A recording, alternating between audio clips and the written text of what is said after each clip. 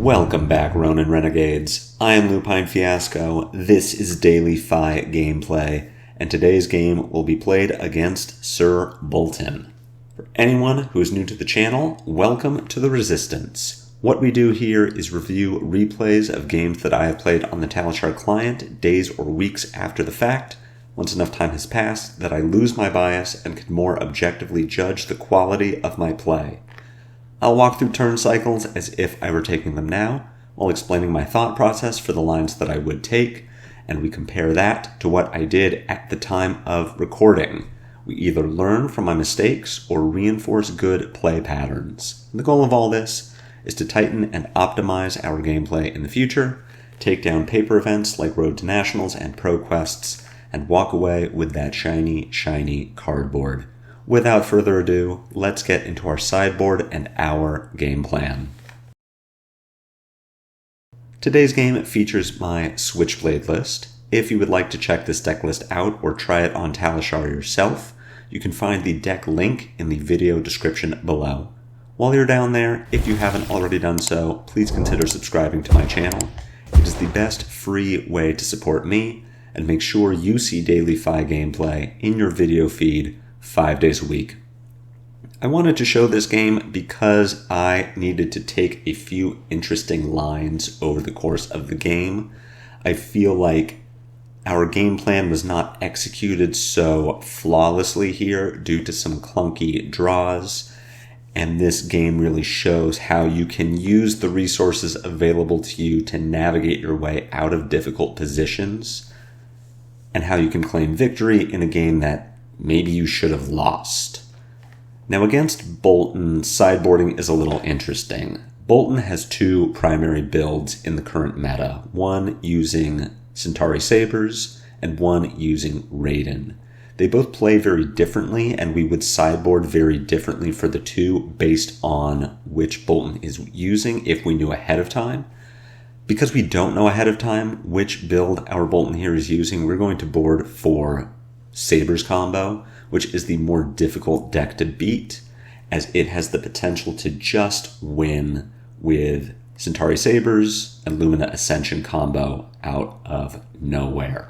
So to board for Sabers, we are going to do something a little interesting. We are going to use our Searing Emberblade, our Mask of the Pouncing Lynx, and our Fiendal's Spring Tunic. Because Boltyn does so much blocking, we aren't expecting to trigger Mask of Momentum until the turn before Boltyn is going to combo us, at which point it's probably too late to get value out of the mask itself. So if we use Mask of the Pouncing Lynx, we only need to hit once in order to get our value, rather than 3 consecutive times. And because we're running Mask of the Pouncing Lynx and we are maximizing the damage of our explosive Art of War double finisher turn, we are using Searing Emberblade. Finally, we're bringing Spring Tunic rather than Flamescale Furnace because we just want to push damage and we don't want to emphasize blocking. So Tunic is going to give us a free resource every 3 turns. That has the potential to translate into a lot of damage if we can use that resource to pay for an Art of War or a Mounting Anger off of an all-red hand, or if we grab our Phoenix Flame at the end of a link that we couldn't otherwise pay for, that then lets us trigger Pouncing Lynx. There are a lot of scenarios where Tunic gives us a lot of damage when we don't need the extra 2 health that Furnace gives us. And finally, Boltyn does not deal arcane damage, so we don't need our Spell Void or our Arcane Barrier. As far as what we are boarding out and what we are boarding in, we're going to board out 2 copies of Double Strike, 1 copy of Soaring Strike, and 1 Enlightened Strike. The reasoning behind CNC and Warmonger's Diplomacy is disruption. If we are playing like this is Sabers combo, we want to have a combo breaker available. And what that means is Boltyn is going to arsenal a Lumina Ascension or a Beacon of Victory to try to set up his Lumina Ascension combo. And when we sniff that out, as in when Boltyn stops blocking and keeps cards in hand to fire off the combo, we want to be able to disrupt him. CNC attacks the card in Arsenal and forces Boltyn to block or go off with only 4 cards. Warmonger's Diplomacy prevents Boltyn from playing Lumina Ascension and attacking with Centauri's Saber in the same turn, which buys us time. And if we have been racing effectively up till this point, Boltyn should not have enough life to take that turn off. So the disruption really does set him back and probably nets us the win if we are playing effectively up until that point. If this isn't Saber's combo, and if this is Raiden Boltyn, FaB is so far favored in that matchup that really we could board however we want. So a slightly suboptimal build for a pure aggro race is not going to set us back. We are just better than Boltyn to the point that taking out our double strikes and our Mask of Momentum and our Kodachis is not going to be a huge detriment to us. But that is enough talk about the sideboard and about the game plan. Let's jump into it, and you can see how it all comes together. We lose the die roll and are put on the draw, which is interesting. From a Raiden Boltyn, and we can look across the table and see that we are playing against Raiden, I would have expected them to go second so that they can block out our first attack, then crack back when we either sacrifice life points or cards in hand. But nevertheless, they do choose to go first. We have no problem with that. We will block as much as we can on this turn 1. We draw a Warmonger's Diplomacy, but because this Boltyn is not on Saber's combo, we don't have a strong need to keep it. We're happy to block with it here. So against this take flight, noting that Boltyn has charged, we are going to overblock 1 because we're able to do so. So we'll block this with a Warmonger's Diplomacy and a Brand with Cinderclaw. Soaring Strike is okay too. Rising Resentment is the card that I would like to keep most out of this hand. But again, we're going to draw up to 4 at the end of Boltyn's turn, so I am happy to just block with everything here. And it's going to work out really well for us as we can block 4 to prevent the Raiden damage and the Iron Song versus activation. Drawing into kind of a weird hand here. It looks like we're going to have to play this Art of War. As much as I would like to save it for Spring Tunic being on 3 counters, or for just having a 5-card hand on our next turn, if we don't play the Art of War here, our turn just doesn't really do much. We could play Brand with Cinderclaw, then pitch Salt the Wound to attack with Emberblade, then attack with Lava Burst for 2. We threaten 8 points of damage, but that isn't very impactful. So we are going to play the Art of War here and just see if we can draw into something better than what we've got. We'll pitch Salt the Wound and we'll banish our Lava Burst and just see what we draw into. The draw is pretty good. Drawing Brand with Cinderclaw yellow and a red Rising Resentment. We can just play out these 2 brands, then pick up and play our Phoenix Flame. It is unfortunate that we can't really work a Searing Emberblade into this turn. We could pitch our yellow Brand to pay for Emberblade, but we're just losing damage that way.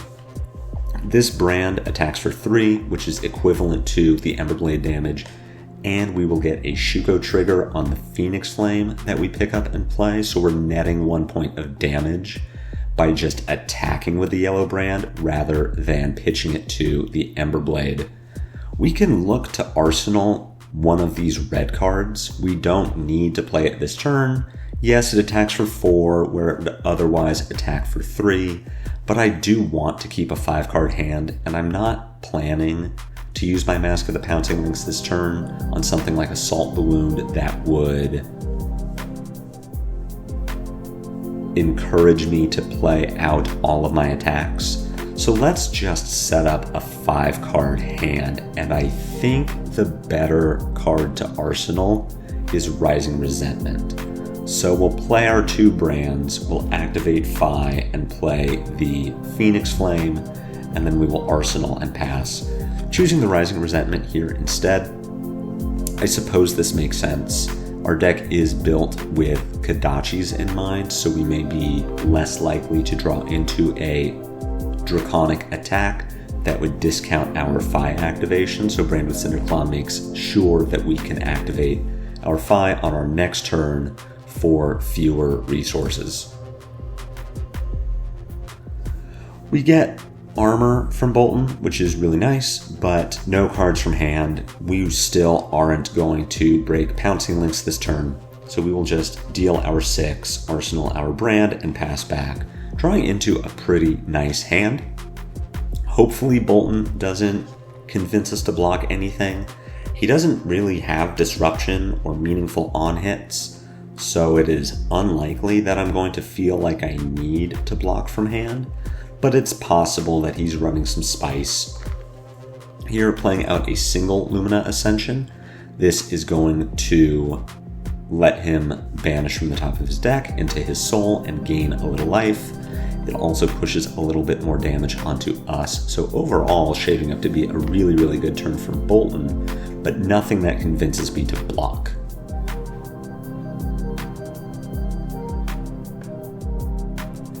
The red Bolt of Courage here is the most threatening thing that Boltyn has done all turn, but we can't really block it all that easily. There is a world where we block with Mounting Anger and Ravenous Rabble to prevent the card draw and possibly convince Boltyn to just arsenal his last card and pass the turn. But this hand is really good. Mounting Anger and Ravenous Rabble together represents a potential 9 points of damage, whereas a card off the top of Boltyn's deck represents about 3. I don't want to give up 9 points of value to prevent 6 points of damage. So we're just going to take this Bolt. If Boltyn wants to use his Snapdragon Scalers to keep going, he's more than welcome to. We have a life buffer where I don't feel that threatened by this turn, and it prevents a larger turn from Boltyn later. And in fact, we see that his follow-up to the Bolt of Courage is this Banneret of Salvation, which doesn't have an on-hit, only hits for 3 points of damage. This is totally fine. That Snapdragon Scalers play was worth 3 damage overall. That is definitely suboptimal. As far as sequencing here, I would like to delay the Mounting Anger, hopefully get some blocks out of Boltyn so that the Mounting Anger is more likely to hit. That means I'm going to lead with Brand with Cinderclaw, then play the Ravenous Rabble, then attack with the Searing Emberblade, and then attack with Mounting Anger. Try to get a few blocks from Boltyn out of the way early. Hopefully, the only cards he has left at that point are cards he wants to play, and this Mounting Anger is more likely to hit. Something to keep in mind about Boltyn is that his power scales exponentially with the number of cards in his hand. 2-card Boltyn really just kind of sucks because all of his powerful cards need to charge. Let's take Bolt of Courage, one of the best cards in Boltyn's deck. It is 0 for 3 that takes another card from hand to turn on. A 2-card 3 is so far below rate that we really just don't care about it. Our 2-card hands deal 7 points of damage. If Boltyn wants to trade 2-card 3s for 2-card 7s, I'll take that action all day. And on our side of the board here, we're just pushing damage. We're getting blocks from Boltyn. It looks like this Mounting Anger is going to hit, and it does. So we're going to banish our Phoenix Flame rather than our Lava Vein Loyalty. We're considering breaking Pouncing Links at this point. And because we are considering breaking Pouncing Links, we want to banish the Phoenix Flame so that it gets over 1 piece of Boltyn's armor. Boltyn needs to commit 2 pieces of armor to stopping this Phoenix Flame rather than 1. And if we gave the extra point of damage to Lava Vein Loyalty, Boltyn only needs to commit 1 card from hand and 1 piece of armor to stop that damage. We just want to make things weird enough for Boltyn that he is disincentivized from blocking, because now we can break our Mask of the Pouncing Lynx, and our Salt the Wound comes in for 6. Potentially 7. We are going to attack with this Lava Vein Loyalty from hand. I'm going to break Pouncing Lynx in this game. It might be a little premature. My thought is Boltyn seems to want to keep these cards in hand, and if I can get a card from him, we put him onto that 2-card hand that really diminishes his overall power. So this Salt the Wound is still going to take Boltyn to a potential 20, but thinking about if that Lava Vein Loyalty had hit and Boltyn really wanted to keep those cards in hand, we're looking at taking him to 16. It might be a bit premature, but I think it is fine. And in fact, we do get that card. We can see that it was a Celestial Cataclysm. That 3 points of damage from throwing the Lava Vein Loyalty and the threat of an extra point of damage from Salt the Wound just prevented us from taking 7 points of damage from Celestial Cataclysm. And all we're looking at now is this Beaming Bravado for 4 points of damage. Boltyn can banish from Soul, then come in with Raiden for another 3.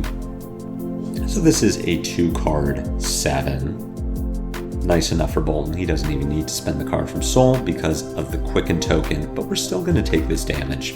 We can look at our hand and see that it is pretty awkward, but we do get to do something. We can attack with this Lava Burst, then break Snapdragon Scalers, pitch our blue Lava Vein to Emberblade Phoenix Flame, then play our last finisher, either Lava Burst or Snatch. All of this is to say I don't feel like I need to block this Raiden. I would rather keep my cards and go full aggro, no blocks, pure race, noting that Boltyn has very little armor left and no card in Arsenal. Life totals are mostly at parity. I just feel very good about my ability to race Boltyn from this point if I keep the pressure on. Boltyn charging a card, it gets him a courage token, but it takes a card out of his hand, which is even better for us.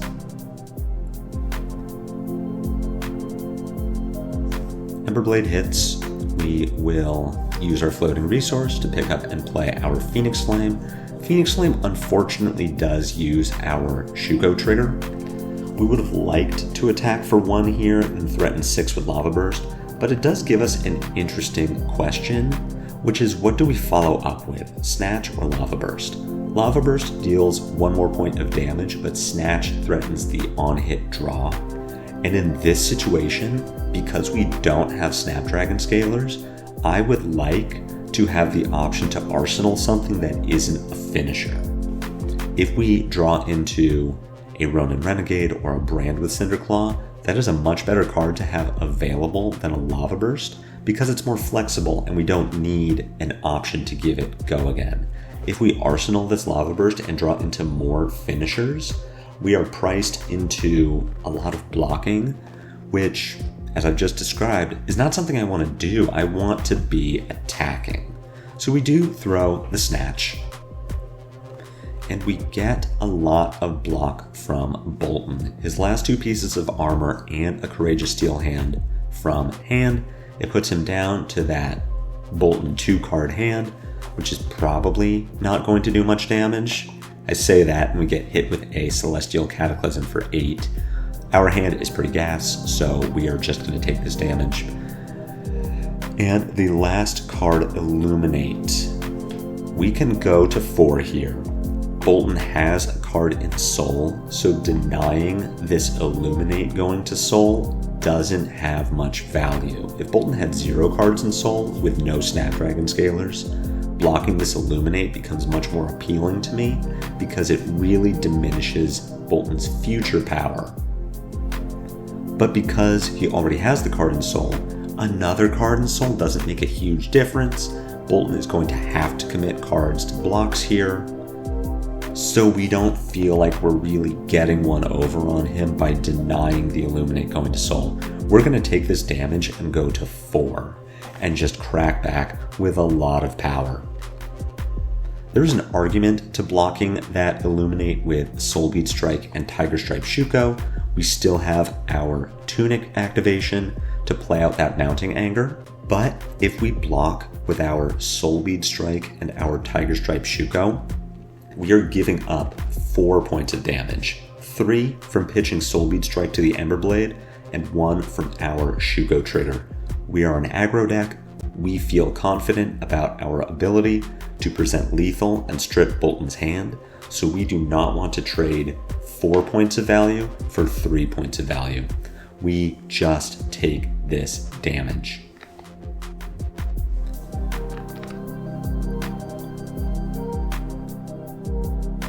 Starting with our Ronin Renegade, we want to sequence our turn such that Mounting Anger comes later. We will play our Brand with Cinderclaw next, then attack with our Searing Emberblade, or swap that order. The point is we are going to attack with our Mounting Anger after Emberblade and Brand. We can pick up and banish our Phoenix Flame to the Mounting Anger. I disagree with this line of play, but it does seem like it's going to work out for us. Mounting Anger hitting, Brand with Cinderclaw comes in for 4. Boltyn gives us a card on defense, but is mostly already dead.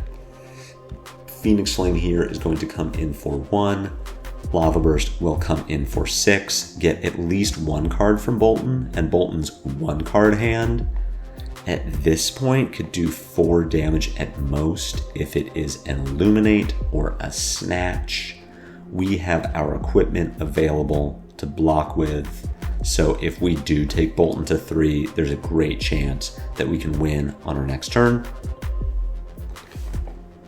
And Boltyn seems to realize it too, choosing to pack it in.